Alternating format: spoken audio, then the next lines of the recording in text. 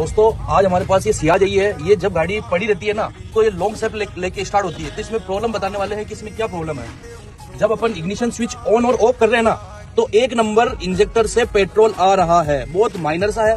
जब माइनर सा है तो धीरे धीरे क्या होगा, इसका जो पाइप का जो प्रेशर है ना वो यहाँ से रिलीज हो जाएगा। अगर रिलीज हो जाएगा, जैसे अपन सेल्फ लेंगे तो पेट्रोल आने में टाइम लगेगा पाइप भरने में, इसलिए वो लंबा सेल्फ लेगी। अब आप इसमें गौर करके देखना, अभी ये सूखा कर दिया मैंने बिल्कुल। अब इग्निशन ऑन करना, ये इग्निशन ऑन किया अपन ने। अब यहाँ पे देखिए ये पेट्रोल आने लग गया है, ये पेट्रोल आ रहा है यहाँ पे। अब इग्निशन ऑफ कर,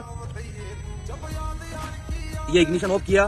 मैं आपको बता देता हूँ, ये देखना अभी मैंने कपड़ा फेर के साफ किया था और ये अपनी उंगली पे पेट्रोल आ रहा है। इसके अंदर में 1 नंबर इंजेक्टर में दिक्कत है। जैसे मैं वापस साफ करके बता देता हूँ, ये बिल्कुल मैंने क्लीन किया।